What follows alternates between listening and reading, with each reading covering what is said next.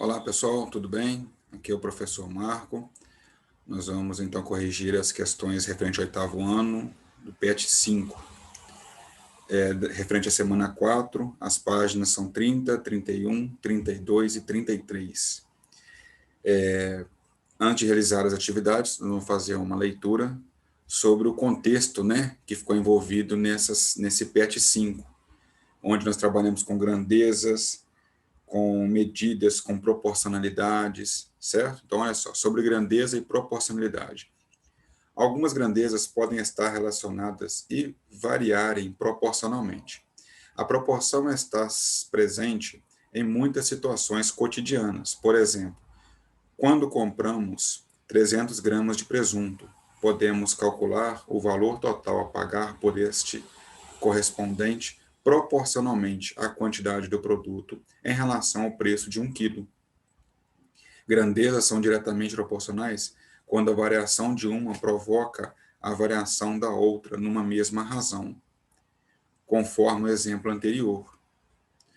Quanto mais presunto você comprar, mais você pagará. E esse aumento do valor a ser pago é proporcional à quantidade de quilogramas que se aumenta na compra. Ou seja, se você comprar 600 gramas de presunto, ao invés de 300 gramas, você pagará o dobro do que pagaria se comprasse somente 300. Você dobra a quantidade que você está comprando, você vai pagar o dobro, né? Então, essa é a grandeza diretamente proporcional. Quando uma grandeza aumenta e a outra diminui na mesma proporção, são inversamente proporcionais. Por exemplo, o tempo é uma grandeza inversamente proporcional à velocidade e diretamente proporcional à distância percorrida.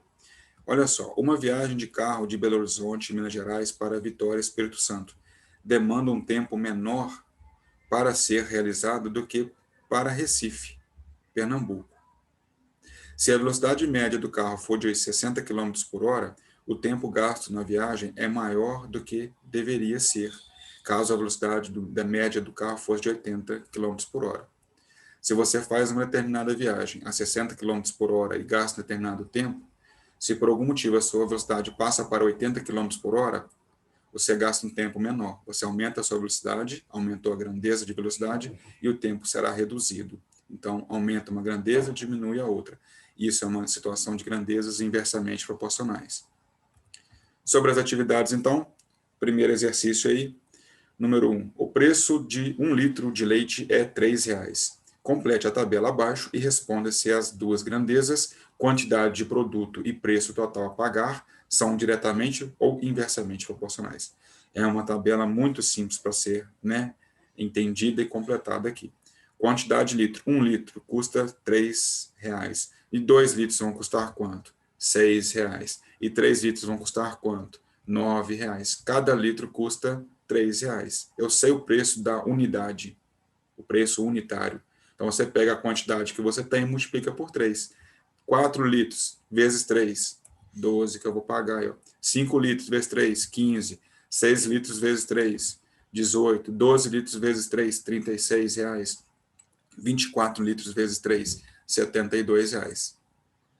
Aí elas são grandezas diretamente ou inversamente proporcionais? São diretamente proporcionais, pois quanto mais eu comprar, se eu for aumentando a quantidade de litro de leite, maior será também o preço que eu vou pagar por eles.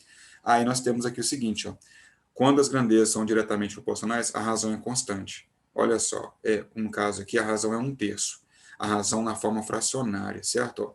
1/3, 2/6, 3/9, 4/12, até os valores já estavam aqui embaixo, tá vendo? Da tabela. Então, mas não é apenas pegar e copiar aqui, é entender o procedimento. Então, os valores que estão aqui, todos eles formaram uma fração. E as frações elas são iguais, elas são equivalentes. Se eu pegar essas frações aqui com os números maiores e simplificar elas por 2, por 3, e vir simplificando, todas elas chegam na razão de 1/3. Então, todas elas são diretamente proporcionais, se mantêm na mesma razão. Sobre a atividade número 2. A tabela abaixo relaciona duas grandezas inversamente proporcionais, velocidade média e tempo, para uma distância percorrida de 600 km. Então, nós temos o seguinte aqui, ó, velocidade média, está completo, 20, 30, 40, né, até 150 km por hora. E o tempo em horas que gastou para percorrer, né, com determinada velocidade. Então, aqui, ó, com 20 km por hora, a velocidade é 30. O tempo é 30. E aí está incompleto aqui para a gente fazer logo abaixo. Olha só, de acordo com a cinemática e a física, a fórmula da velocidade é igual v, representada por v, velocidade, é igual à distância d percorrida dividida pelo tempo t gasto. No caso acima, o produto da velocidade pelo tempo em todas as colunas resultam sempre o mesmo valor, 600. Nós vamos ver isso logo daqui a pouquinho. Que corresponde à distância percorrida, que é de 600 quilômetros. Na matemática, você pode calcular o tempo t dividindo a distância percorrida pela velocidade. Há uma fórmula que relaciona a velocidade v, distância percorrida d e tempo gasto t, permitindo expressar uma dessas grandezas em função das outras duas. Por exemplo, a fórmula deduzida lá em cima é essa aqui, ó. V é igual a d sobre t. A velocidade é igual a você dividir a distância pelo tempo. Mas também nós podemos concluir disso aqui, tirar as seguintes conclusões. A distância também percorrida é a mesma coisa que eu multiplicar a velocidade pelo tempo. E o tempo é a mesma coisa que eu pegar a distância e dividir pela velocidade percorrida, entendeu? Então, baseado nisso, nós temos a seguinte situação. Já foi afirmado aqui em cima que, né, aqui, ó, nós temos a velocidade e o tempo, informações completas. A velocidade e tempo. Então, eu posso usar essa segunda fórmula aqui e calcular a distância gasta nessa situação. Então, se eu multiplicar 20, a velocidade, vezes 30, que é o tempo, em horas, dá 600 quilômetros. Então, a distância percorrida aqui é 600 quilômetros. A distância percorrida na atividade por inteiro, então, ela é 600 quilômetros. Então, nós vamos tirar a seguinte conclusão aqui agora. Aqui, ó. Tudo tem que dar 600 aqui. Então, 30 vezes um número tem que dar 600. 40 vezes um número também tem que dar 600. Já que aqui também deu. É uma constante. Isso é sempre mantido, certo? Esse é um padrão. Então, aqui, ó, para eu saber qual que são os números que faltam para completar a tabela, eu sabendo que o resultado sempre será 600, eu pego 600, divido por 30, dá 20. Então, aqui eu completo com 20, olha, ó. Eu pego 600, divido pelo 40, o resultado aqui vai dar, olha lá, 15. É porque 30 vezes 20 é 600, 40 vezes 15 é 600, entendeu? Eu pego 600, divido pelo 60 que está aqui, ó. O resultado, né, é 10. 60 vezes 10 é 600. Eu pego 600, divido por 80, o resultado vai lá 7,5, porque 7,5 vezes 80 é 600. 600 dividido pelo 100, olha lá, ó, é um tempo de 6 horas. Olha lá, ó. 600 dividido por 120, gasta um tempo de, olha lá, ó, 5 horas. 600 dividido por 150, aqui, ó, né? Está a conta aqui embaixo, o resultado apenas estou colocando aqui em cima. Gasta um tempo de 4 horas. Tá? Então, se você observar, todas as multiplicações realizadas aqui será sempre constante, terá sempre o mesmo resultado, que é o 600, visto na primeira informação, certo? Agora, com você, complete o tempo em horas na tabela acima e responda se as grandezas, velocidade e tempo são diretamente ou inversamente proporcionais. Bom, já completei a tabela, agora são diretamente ou inversamente proporcionais. São inversamente proporcionais, tá? Logicamente, quando você aumenta a velocidade do automóvel, você reduz o tempo para chegar ao seu destino. Quanto maior a velocidade, menor o tempo. As grandezas sofrem uma inversão, ok? Sobre a atividade número 3. Escreva a expressão algébrica que represente a situação descrita a seguir, empregando a letra P para representar o preço de 1 litro de leite. Tá? Então, olha só o problema. Comprei 4 litros de leite, paguei com uma nota de R$ 20 e recebi R$ 4 de troco. Encontre o preço do litro de leite e responda as questões abaixo. A expressão é essa aqui, ó.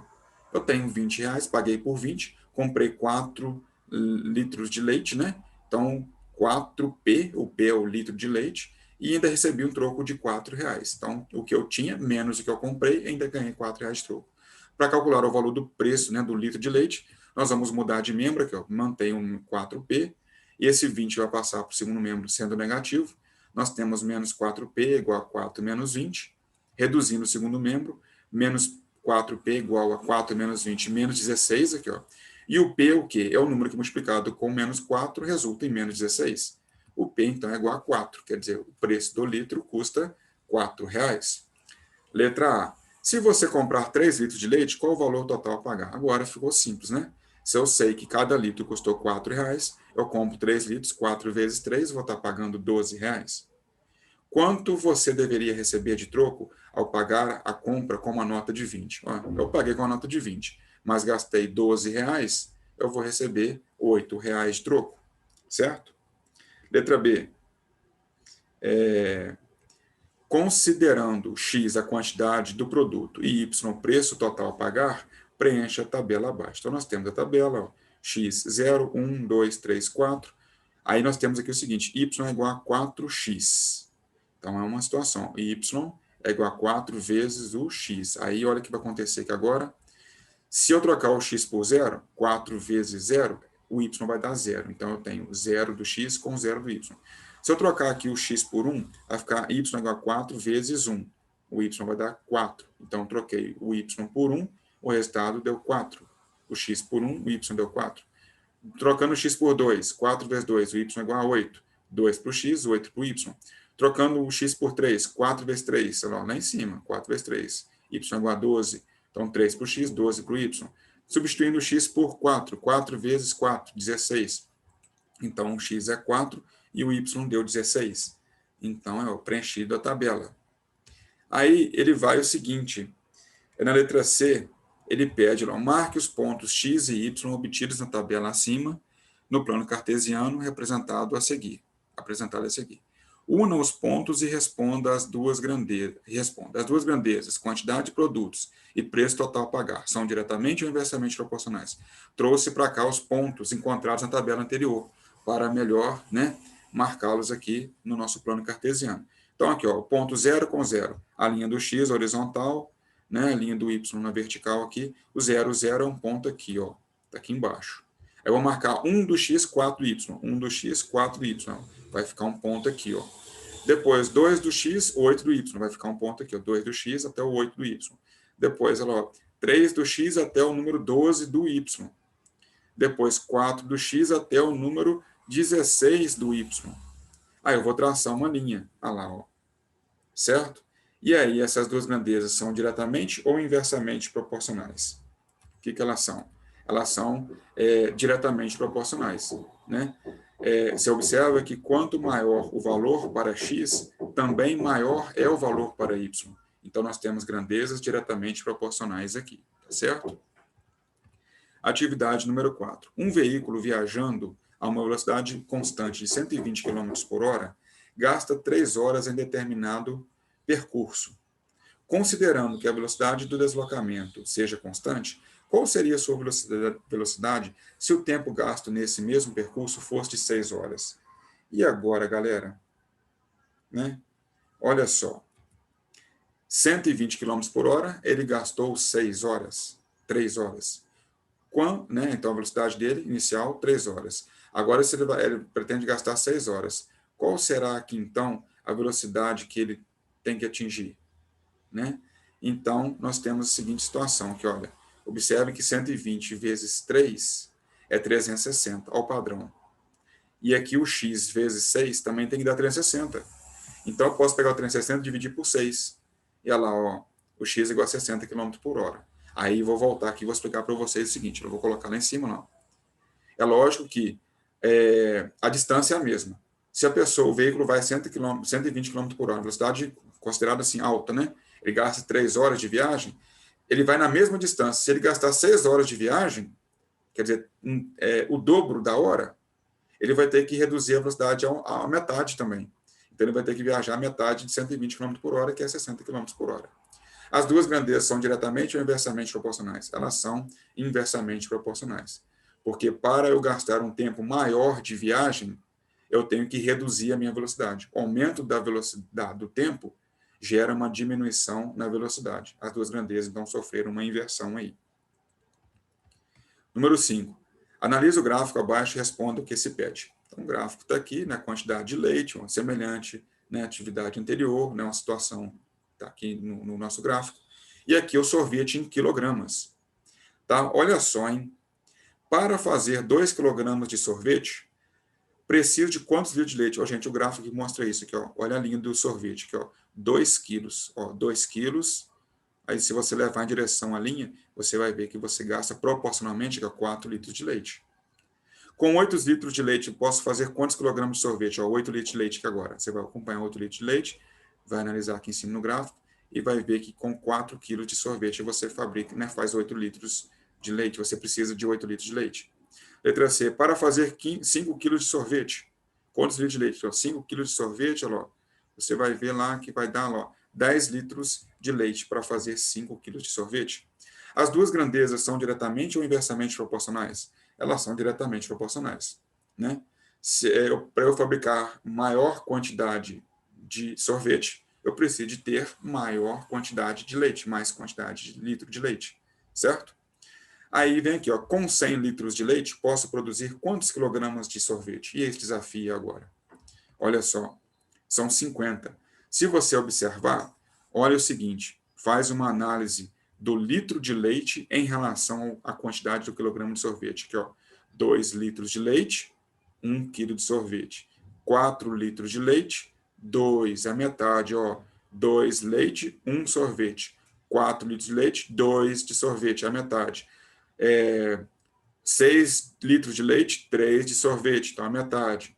8 litros de leite, 4 de sorvete, a metade. 10 litros de leite, 5 quilos de sorvete, a metade. Então, sempre a quantidade de sorvete, ela corresponde à metade da quantidade de litro de leite, né, do leite aí. Então, se eu preciso produzir, né, com 100 litros de leite, eu posso produzir 50 quilogramas de sorvete, é metade, certo? A atividade número 6. Leia com atenção a receita a seguir e responda as questões abaixo. Aqui está a receita do bolo da Lili, né, para 5 pessoas. Né, é uma receita para ela, compreende, né, dá para 5 pessoas. Os ingredientes, 2 copos de 200 ml de farinha de trigo, 1 copo de 200 ml de açúcar, 2 colheres de sopa de margarina, 3 ovos, 1 copo de 200 ml de leite, 1 colher de sopa de fermento em pó. O modo de preparo, né? Bater as claras em neve, depois misturar a gema do ovo e açúcar, acrescentar a farinha de trigo, batendo novamente, mornar o leite com manteiga e misturar até formar uma massa homogênea. Em seguida, acrescente o fermento e misture devagar. Despeje a massa em uma forma untada de 20 centímetros de diâmetro e deixe assar por 35 minutos no forno de 180 graus. Então, aí, né, é a receita do bolo da Lili.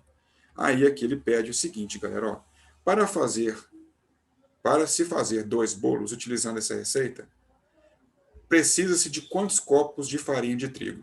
E agora? Ele falou o seguinte, ó, que um bolo precisa de 2 copos. Então, para fazer 2 bolos, eu vou precisar de 4 copos. Dobrei a quantidade de bolo, dobra a quantidade de copos também. Letra B. Para servir 40 pessoas, precisa-se fazer quantos bolos seguindo essa receita? Aquela receita lá, se vocês lembrarem direitinho, ela é um bolo feito para 5 pessoas. Agora eu quero servir para 40 pessoas, né? Quantos bolos que eu preciso de fazer?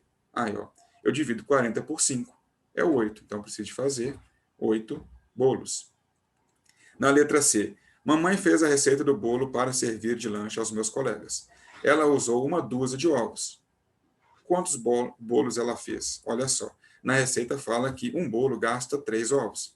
Se ela tem 12 ovos, eu divido por 3, dá 4. Então, ela consegue fazer com 1 dúzia, que são 12 ovos, ela consegue fazer 4 bolos.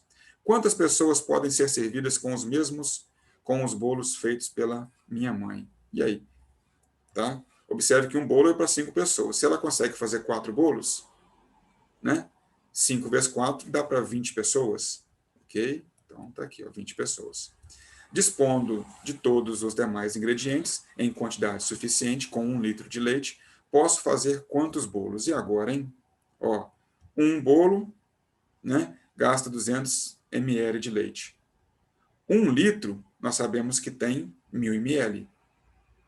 Então, se ela tem 1 litro, ela possui 1.000 ml de leite.